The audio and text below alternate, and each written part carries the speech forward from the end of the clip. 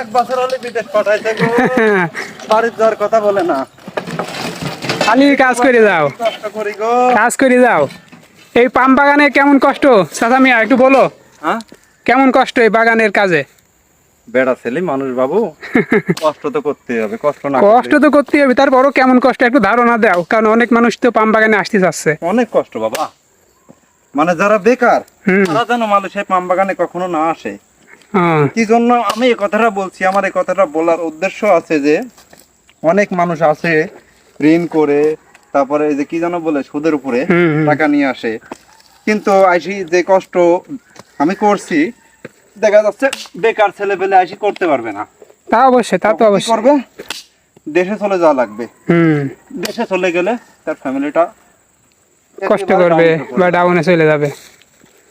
এই জন্যই যারা খাটনি করতে জানে তারা আসুক, সমস্যা নাই, কিন্তু হুম। বেকার